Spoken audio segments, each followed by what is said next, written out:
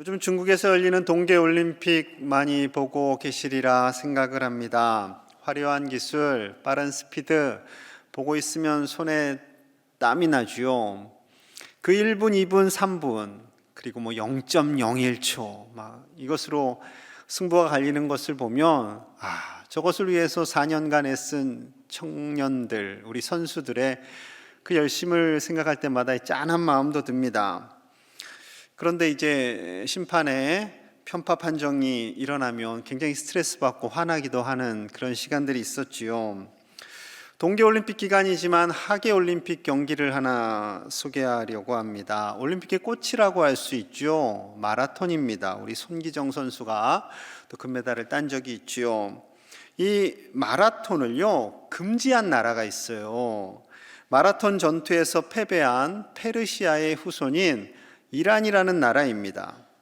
이 마라톤 전투에 대해서 좀 설명을 하면요, 에스더 잘 아시잖아요. 에스더를 왕으로 삼았던 아하수에로 왕의 아버지 다리우스 1세가 그리스와 전쟁을 하게 됩니다. 이제 페르시아와 그리스가 전쟁을 하게 되는데 그 장소가 바로 마라톤 평야였던 거예요. 여기서 페르시아가 대패를 하게 됩니다. 그러니 이제 승리한 그리스 병사 중에 한 명이 마라톤 평야에서 아테네까지 42.195km를 열심히 뛰어가서 승전보를 알려야 되니까 쉬지 않고 정신없이 달려갔죠. 그리고 우리나라가 이겼다라는 소식을 전하고 숨을 거두게 됩니다. 그 이후로 이제 마라톤이 올림픽 경기의 꽃이 된 거죠. 그런데 승리한 그리스 입장에서는요, 이 마라톤 전쟁과 마라톤이라는 경기가 굉장히 기쁨을 주는 것이기도 하지만 패배한 페르시아와 그의 후손 이란 입장에서는요, 굉장히 속상한 거죠. 그래서 이 이란이요, 마라톤 경기를 안 한답니다. 참여도 안 하고요. 심지어 1974년 이란 테헤란에서 아세안 게임이 열렸는데 거기선 아예 마라톤 경기를 빼버렸어요. 그 정도로 속상한 경기라는 거죠. 이처럼 누구에게는 자랑스러운 일이 될 수 있지만 다른 누구에게는 속상하고 상처가 되고 아픔이 될 수 있습니다. 하나님을 믿는 우리는요, 이쪽도 생각하고 저쪽도 생각하는 그런 포용력 있는 그리스도인이 되어야 합니다. 그것이 예수님이 원하시는 긍휼의 사람인 것이지요. 예수님께서는 하나님을 경외한다고 하면서 온갖 외식에 쩌든 제사장, 바리새인, 서기관들을 바라보시면서 정죄하셨지요. 하나님의 말씀을 왜곡하는 그들의 죄를 지적하셨습니다. 하지만 예수님께서는 그들도 사랑하세요. 예수님의 십자가에 달리셨을 때 그들의 죄도 다 용서하십니다. 세상 사람들이 아무리 정죄하는 삭개오, 몸을 파는 여인들, 그들의 죄를 다 본인이 안으시고 용서하시지요. 그들을 찾아가십니다. 아무리 죄악 속에 사는 사람들이라 할지라도 예수님은 긍휼의 마음을 가지고 그들을 찾아가시고 위로하십니다. 여러분, 이 세상에 살고 있는 모든 사람들이 다 긍휼의 대상이죠. 예수님의 눈에는 불쌍한 사람밖에 보이지 않습니다. 아무리 사탄의 앞잡이가 된 자들이 있다 할지라도 그들을 조종하는 사단이 미운 것이지 그 조종당하는 사람들은 그저 불쌍할 뿐입니다. 그래서 예수님께서 오늘 본문 36절 상반절에서 이렇게 말씀하세요. 무리를 보시고 불쌍히 여기시니, 예수님을 따르는 수많은 사람들을 보시고 불쌍히 여기십니다. 긍휼히 여기셨다라는 거예요. 이스라엘 민족의 상황, 그 당시의 상황이요, 쉽지 않은 상황입니다. 예수님 오시기 약 1000년 전 솔로몬 왕, 굉장히 유명했던 왕이죠. 그 왕 이후에 나라가 북이스라엘과 남유다로 두 쪽이 납니다. 그 북이스라엘은 주전 722년에 아수르에 의해서 멸망을 당하지요. 그리고 혼혈 정책을 펴므로 인해서요, 사마리아라는 지역이 생기게 됩니다. 그러니 남유다에서는 북이스라엘 사마리아의 지역을 굉장히 혐오하게 되었지요. 그리고 남유다마저 586년에 바벨론에 의해서 멸망을 당하게 됩니다. 그 이후에 페르시아, 헬라, 로마에 의해서 계속 식민지 생활을 해요. 그 기간이 무려 500년이 넘습니다. 그 생활이 얼마나 비참했겠습니까? 나라를 다스려야 할 지도자들은 자신들의 기득권 챙기기에 급급했고요. 백성들의 삶은 피폐했습니다. 그들을 바라보시는 예수님의 마음은 불쌍하기 그지없는 거죠. 불쌍합니다. 이렇게 아픈 역사 속에 살게 된 궁극적인 이유가 있어요. 자, 36절 하반절입니다. 이는 그들이 목자 없는 양과 같이 고생하며 기진함이라. 목자 없는 양의 모습이 딱 이스라엘의 모습이었습니다. 목자가 없어서 지치고 이리 치이고 저리 치이는 양들, 제대로 먹지 못해서 삐쩍 마른 양들, 방황하는 양들, 그 모습이 이스라엘 백성들의 모습이었다라는 거죠. 양들에게 있어서, 양무리에게 있어서 가장 중요한 대상은 목자입니다. 좋은 목자가 양떼를 이끌고 좋은 꼴에서 그들을 먹입니다. 그럼 양들이 살을 찌지요. 그리고 좋은 깨끗한 물가에서 그들의 목을 축입니다. 양들에게 있어서는 가장 생명과도 같은 존재가 바로 목자입니다. 그런데 그들에게 목자가 없는 거예요. 그래서 불쌍합니다. 불쌍히 여기시는 예수님께서 이렇게 반응하셨지요. 우리 35절 같이 봅니다. 시작. 예수께서 모든 도시와 마을에 두루 다니사 그들의 회당에서 가르치시며 천국 복음을 전파하시며 모든 병과 모든 약한 것을 고치시니라. 아멘. 진리의 말씀을 제대로 가르치는 사람이 없습니다. 복음을 알려주는 사람도 없어요. 그들의 상한 몸과 마음을 온전히 치료해주는 사람도 없습니다. 그래서 예수님이 이 일을 하시는 거예요. 두루 마을을 돌아다니시면서 천국 복음을 가르치십니다. 진리의 말씀을 가르치세요. 그리고 모든 질병을 고치십니다. 그 모든 내용이요, 이 마태복음 9장에 집중되어 있습니다. 생생하게 기록되어 있는데요, 마태복음 9장 1절부터 8절 사이에서는 침상에 누워있는 중풍병자를 고치십니다. 그 다음에는 세상의 가치에 절어서 살고 있는 마태를 제자로 부르시지요. 본질보다는 비본질적인 것에 목숨 걸고 싸우는 바리새인들에게 금식의 참된 의미를 알려주십니다. 회당장 야이로의 딸을 살려주세요. 12년간 혈루병으로 고통받는 여인을 치료하십니다. 2명의 시각장애인들을 고쳐주시고 귀신들이 얼서 말 못하는 사람을 고쳐주십니다. 이렇게 복음을 선포하시고 고치신 이후에 등장하는 본문이 바로 우리가 읽은 본문인 거예요. 예수님은 사람들이 너무나도 불쌍합니다. 그 불쌍한 사람들, 복음조차 제대로 알지 못하고 이 세상의 가치 속에서 이리 휩쓸리고 저리 휩쓸리는 그 사람들, 그들을 건져주시는 것이 예수님의 사명이었던 것이지요. 오늘날 아마도 병원에 다들 가보셨을 겁니다. 남자들은 병원 가는 거 참 싫어해요. 그럼에도 불구하고 어떻게 해요? 병원에 가야지요. 그런데 이 동네 병원은 뭐 쉽게 갈 수 있습니다. 하지만 좀 병의 증상이 심하거나 위중할 경우에는 서울에 있는 서울대병원, 아산병원, 삼성의료원 그런 큰 곳을 가지요. 비용은 둘째치고 오고 가는 거리도 만만치 않습니다. KTX를 타거나 자가용으로 다녀오면 하루 종일 걸리기도 하지요. 그래서 유명한 선생님을 만나고 정확한 진단을 받고 어떻게 치료해야 되고 그래서 좋아질 겁니다라는 이 충분한 소식을 좀 정보를 듣고 싶은데 의사 선생님께서 검사 결과 보고 이야기합시다. 이렇게 짧게 한 길어야 5분 정도 되는 만남을 갖고 헤어지게 됩니다. 이 5분을 위해서 이 먼 거리를 갔다 오게 되나 하는 그런 마음이 들 때가 있지요. 여러분, 우리가 병원에 가서 기대하는 것이 무엇이겠습니까? 정확한 치료는 기본이겠지만 의사 선생님의 격려, 나을 수 있습니다. 치료될 수 있습니다. 따뜻한 배려와 관심을 기대하는 것이 우리의 마음이지요. 유명한 의사이자 상담가인 폴 트루니에는 이렇게 이야기합니다. 의사의 가장 중요한 역할은 정확한 치료 이전에 환자를 향한 긍휼의 마음과 사랑이다. 그것이 더 필요하다라는 거죠. 몸이 아프다가도 의사 선생님이 괜찮습니다. 좋아질 겁니다. 그렇게 격려하면 막 힘이 나요. 담임 목사님이 제가 좋아질 겁니다, 지사님. 괜찮아질 거예요. 라고 해도 별로 은혜를 잘 안 받으세요. 그때는 의사 선생님의 말씀이 간절한 희망이 되는 거죠. 예, 충분히 이해 갑니다. 예수님께서 이 사랑과 긍휼의 마음으로 우리에게 생명의 말씀을 먹이시고요, 우리를 치료하십니다. 우리의 치료자로 다가오시는 거예요. 우리를 바라보시면서 불쌍히 여기시는 예수님께서 그 긍휼의 마음을 가지고 우리가 어떻게 이 땅을 살아가야 할지 오늘 말씀하고 있습니다. 첫 번째는요, 목자를 찾는 겁니다. 목자를 찾는 거예요.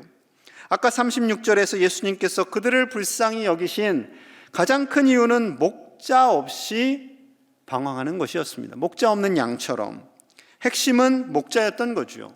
여러분, 이 시대는요, 목자를 잃어버린 시대입니다.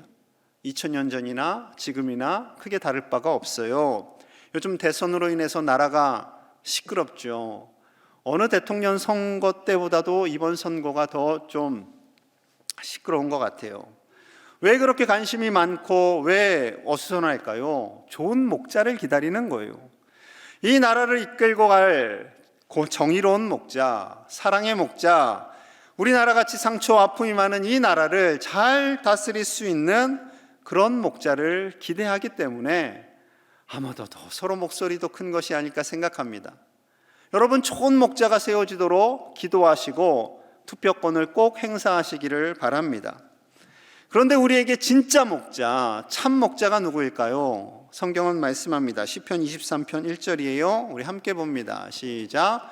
여호와는 나의 목자시니 내게 부족함이 없으리로다. 아멘. 너무나 유명한 말씀이죠. 하나님은 나의 목자이시기 때문에 나에게 부족함이 없습니다. 다윗을 통한 하나님의 말씀입니다. 다윗은 왕이 되어서 나에게 부족함이 없습니다 라고 고백하지 않습니다. 하나님만이 나의 목자이시기 때문에 나에게 부족함이 없습니다. 나에게 권력이 없고 명예가 없어도 하나님 한 분만으로 저는 만족합니다. 하나님 한 분이면 충분합니다 라는 이 믿음의 고백인 것이지요. 예수님께서 이스라엘 백성들을 바라보시면서 가장 아파하시는 이유는요, 이스라엘 백성들이 목자를 잃어버렸기 때문입니다. 목자는 누구예요? 하나님입니다. 그들이 분명히 신앙생활 하고 있었어요. 때마다 제사도 드렸어요. 심지어 바리새인들은 일주일에 2번씩 금식을 했어요. 각종 율례를 만들어서 율법에 없는 것까지 지키면서 하나님을 경외한다고 했어요. 그런데 예수님께서 너희에게 목자가 없다라고 말씀하세요. 얼마나 그들이 당황스러웠을까요? 그들이 제사를 드리고 하나님을 경외한다고는 하지만 그들의 중심 속에 참 목자로 하나님을 받아들이지 않고 그저 습관처럼 형식에 얽매인 제사만을 드렸던 것입니다. 하나님보다도 성공, 권력, 쾌락과 같은 그 현실의 것에 더 집착했던 것이지요. 하나님의 말씀보다는 세상의 가치, 세상의 지식에 더 연연했습니다. 오늘날이라고 다를 바가 별로 없겠지요. 아파트 값이 오릅니다. 취업이 어려운 시대가 되었어요. 물가는 오르고 맞벌이를 해야 아이들 교육을 할 수 있는 시대가 되었습니다. 그러다 보니 현대인들이 다 정신없이 바쁩니다. 바쁘고 신앙생활을 하는 것 같지만 우리의 마음속에 하나님이 나의 주인입니다 라는 그 믿음의 고백이 2000년 전처럼 사라질 수 있다라는 거예요. 그러면 우리 주님께서 말씀하십니다. 동일하게 현대를 살아가는 우리에게 목자가 없구나 라고 말씀하시는 거죠.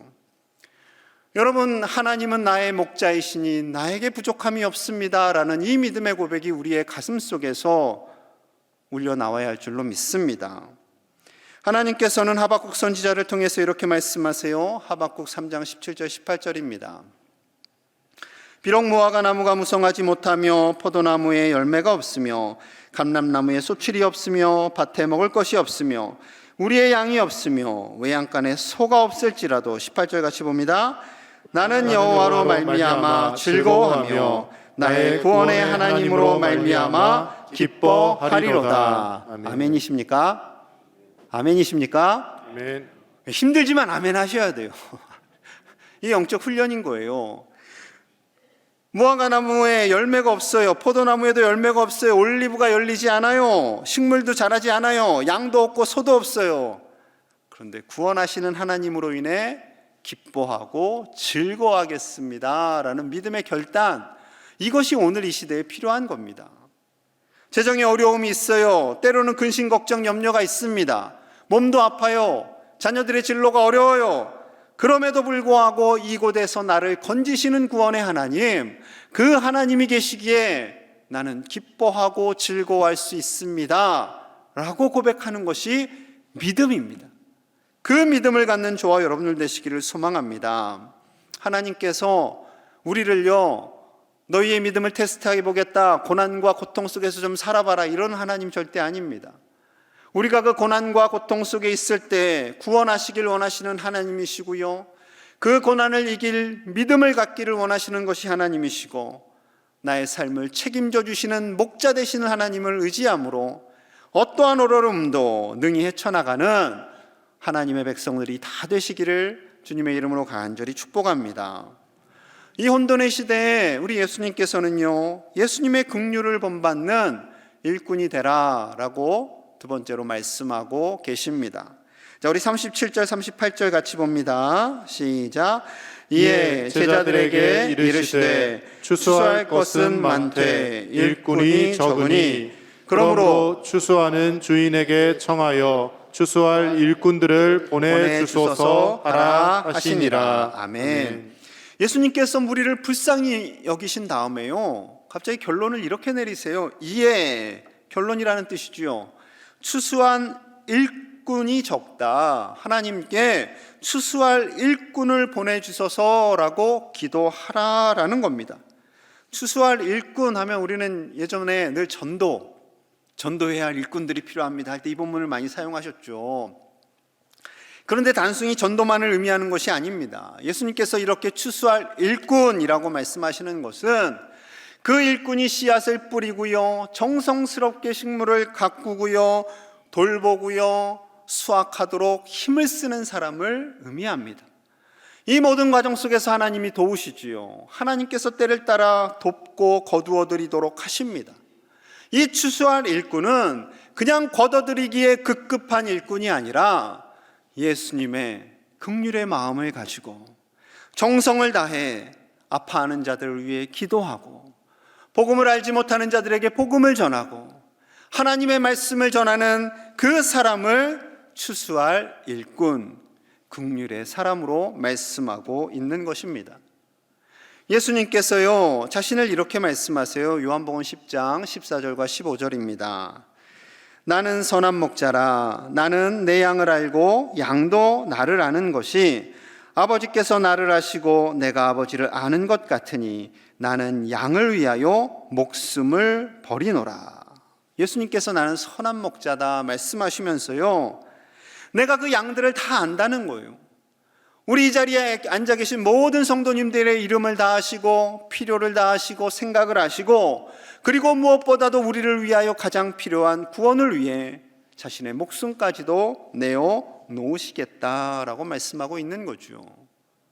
예수님의 목숨을 내어 놓으시기까지 우리를 사랑하시는 참 목자, 긍휼의 목자이시기 때문에 이 사명을 감당하시는 거예요. 그리고 우리도 작은 목자가 되어서 주님의 긍휼의 사람이 되라 말씀하고 있는 거죠. 자녀를 위해서라면, 가족을 위해서라면 어쩌면 목숨을 내놓을 수 있겠지만, 교우님들을 위해서, 이 나라 백성들을 위해서, 심지어 내가 싫어하는 사람들을 위해서 목숨을 내놓을 수 있을까 고민되실 겁니다. 물론 하나님께서 다 우리의 목숨을 그렇게 내놔라 라고 말씀하시진 않습니다. 하지만 주님이 원하시는 것은 그 정도로 우리 주변에 있는 사람들을 긍휼히 여기라 라고 말씀하고 있는 거죠. 불쌍히 여기라는 겁니다. 하지만 예수님 시대에는요, 하나님을 위해 일한다는 일꾼들이 있었지만 사람을 향해서 긍휼의 마음이 없었어요. 율법만을 강조합니다. 그 율법을 잘 지키는가 못 지키는가 그것만 생각하고 사람들을 정죄하고 판단합니다. 심지어 안식일에 사람을 고치는 것보다 아무 일도 안 하는 것이 훨씬 더 낫다고 잘못 가르쳤던 것이지요. 그런데 예수님의 사역은요, 정죄하고 판단하는 사역이 아니에요. 사람을 편을 가르는 사역이 아닙니다. 오히려 사람을 세우고 사람을 부르고 그를 사랑하는 사역이지요. 오늘 본문 9장에 예수님께서 세리 마태를 부르십니다. 마태를 찾아오셔서 제자 삼아 주셨어요. 마태가 너무나 감사해서 예수님을 위해서 잔치를 벌입니다. 자, 10절 말씀이에요. 예수께서 마태의 집에서 앉아 음식을 잡수실 때 많은 세리와 죄인들이 와서 예수와 그의 제자들과 함께 앉았더니, 예수님께서 제자들과 함께 마태의 초대를 받고 잔치에 참여합니다. 마태가 친구들을 불렀어요. 그 당시에 세리의 친구는요, 세리밖에 없습니다. 아무도 안 놀아줘요, 같이. 그래서 세리들이 왔어요. 그 당시에 다 죄인들로 취급받았던 사람들이죠. 예수님의 일거수일투족을 바라보는 이 바리새인들의 눈에 딱 걸린 거예요. 왜 너희의 스승은 죄인들과 함께 세리들과 함께 먹고 즐기느냐? 라고 예수님을 정죄합니다. 예수님께서 이 소리를 다 들으시고 엄청난 말씀을 하세요. 마태복음 9장 12절 13절 우리 함께 봅니다. 시작. 예수께서 들으시고 이르시되 건강한 자에게는 의사가 쓸데없고 병든 자에게라야 쓸데있느니라. 너희는 가서 내가 긍휼을 원하고 제사를 원하지 아니하노라 하신 뜻이 무엇인지 배우라. 나는 의인을 부르러 온 것이 아니요 죄인을 부르러 왔노라 하시니라. 아멘. 예수님의 눈에는 병 안 걸린 사람이 없어요. 죄인 아닌 사람이 없어요. 다 병든 자고 죄인이고 불쌍히 여기는 사람인데, 바리새인들은요, 나는 죄인이 아닌데, 나는 의인인데 그렇게 착각하고 살았던 거죠. 너희들에게는 의사가 필요 없겠구나, 너희들에게는 고침이 필요 없겠어 라고 말씀하시면서 가장 중요한 말씀을 하십니다. 나는 긍휼을 원하고 제사를 원하지 아니하노라. 여러분, 엄청난 말씀입니다. 분명히 예수님께서 요한복음 4장에서 하나님은 예배하는 자를 찾으신다라고 말씀하셨어요. 그런데 긍휼을 원하시고 제사를 원하지 않는다라는 이 말씀은 긍휼이 빠져버린 제사, 사랑이 빠져버린 예배를 원하지 않는다라는 거죠. 누군가를 미워하고 누군가를 편가름하는 그 예배, 그곳 가운데는 하나님의 임재가 없다라는 겁니다. 여러분, 예수님께서는요, 어떠한 율법이나 규례보다 사람을 향한 긍휼의 마음이 크셨습니다. 그래서요, 다 만나러 가시는 거예요. 돈이 있으나 사람 취급 못 받던 세리들, 사람의 술을 셀 때 제시켰던 여인들, 부정하다고 가까이 하지도 않았던 병든 자들, 돈도 없고 천한 직업으로 치부당했던 어부들, 그들을 찾아가셔서요, 주님의 긍휼하심으로 위로하시고 복음을 주시고 치료하십니다. 그러니 그들이 감동되어서요, 예수님을 위해서 목숨을 걸고 복음을 전하게 됩니다. 예수님을 따랐던 제자들, 여인들, 치유받은 사람들이 어디든 가서 복음을 전하게 되는 거예요. 그래서 사도들이 가기도 전에 이미 교회가 세워진 지역들이 있게 됩니다. 하나님의 놀라운 은혜이지요. 복음을 경험하고 예수님의 긍휼을 입은 자들이 가만히 있을 수 없었던 것입니다. 예수님의 긍휼을 경험한 사람은 긍휼의 사람이 되어서 복음을 전할 수 있게 되는 거지요. 사도 바울이 그러했습니다. 자, 그의 고백이에요. 디모데전서 1장 13절입니다. 내가 전에는 비방자요 박해자요 폭행자였으나 도리어 긍휼을 입은 것은 내가 믿지 아니할 때에 알지 못하고 행하였음이라. 바울 전에 사울 시절에 예수님에 대한 비방자였습니다. 박해자였습니다. 폭행자였어요. 그리스도인들을 잡아가두고 죽이는 그런 악을 행했어요. 그런데 그가 바울이 됩니다. 어떻게요? 전적인 긍휼로, 하나님의 전적인 은혜로, 예수 그리스도의 온전한 긍휼로 그가 충성된 사도가 될 수 있었던 거죠. 목숨을 걸고 순교에 이르는 그 사명도 감당하는 사도가 됩니다. 여러분, 우리도 세상에서 이미 죽었던 죄인이지요. 살아도 살아있는 자들이 아니었습니다. 그러한 우리를 긍휼로 자녀 삼아 주시고 하나님께서 우리를 구원하여 주셨습니다. 전적인 긍휼입니다. 전적인 은혜입니다. 이 긍휼을 알고 예수님의 긍휼을 입은 자가 되어서 주님의 일꾼으로 살기를 우리 예수님께서 원하시는 거죠. 그렇게 긍휼의 일꾼으로 사는 우리를요 복되다 말씀하세요. 마태복음 5장 7절입니다. 우리 함께 볼게요. 시작. 긍휼히 여기는 자는 복이 있나니 그들이 긍휼히 여김을 받을 것임이요. 아멘. 다른 사람을 긍휼히 여기는 사람, 세상에 갈등이 있고 나를 힘들게 하고 갈등과 아픔을 주게 했던 그들을 향해서 긍휼의 눈으로 바라보며 복음을 전하고 그들을 품는 그에게 하나님께서는 복을 주시는데요, 그가 또한 하나님의 긍휼히 여김을 받게 된다라고 말씀하고 있습니다. 하나님의 긍휼을 입은 자가 이 세상에서 승리하게 될 줄로 믿습니다.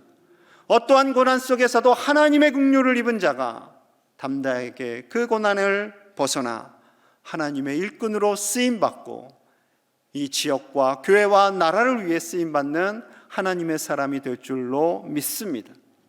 이기적이고 황폐해져가는 이 시대에 긍휼의 사람이 되어서 우리 주님의 쓰임받으시는 저와 여러분들 되시기를 간절히 축복합니다. 우리가 함께 간절히 기도하겠습니다. 우리의 마음 가운데 이 시대를 향한 긍휼의 마음을 주시기를 함께 기도하기를 원합니다. 우리 예수님께서는 예수님을 닮은 긍휼의 사람이 되라 말씀하고 있습니다. 이 시대를 바라보면서 긍휼의 마음을 가지고 우리가 가는 곳곳 속에 대립과 갈등이 사라지게 하여 주시옵소서. 예수님의 평화를 전하는 그리스도인 우리 교회가 되게 하여 주시옵소서. 혼미한 이 시대에 평화의 사람, 긍휼의 사람이 위정자가 되게 하여 주시옵소서. 이 시간 우리의 가정, 우리 교회의 나라를 위해서 우리 자신을 위해 함께 간절히 기도합니다. 하나님 감사합니다. 우리를 긍휼히 여기시고 우리의 모든 죄와 허물을 용서하시고 자녀 삼아주신 하나님, 우리가 예수님을 닮은 긍휼의 사람이 되게 하여 주시옵소서. 이 시대를 바라보며 갈등하고 아파하는 이들을 주님의 긍휼로 위로하고 치유하는 주님의 작은 목자들이 다 되게 하여 주시옵소서. 우리를 통하여서 우리의 가정과 교회와 이 지역 나라가 평안해지기를 원합니다. 하나님께서 우리 교회를 사용하여 주시고 우리가 간절히 기도하는 기도의 제목을 들어 응답하시며 이 나라를 다스리는 위로의 위정자, 긍휼의 위정자, 공의의 위정자가 세워지도록 은혜를 도하여 주시옵소서. 예수님 이름 받들어 간절히 기도하옵나이다. 아멘.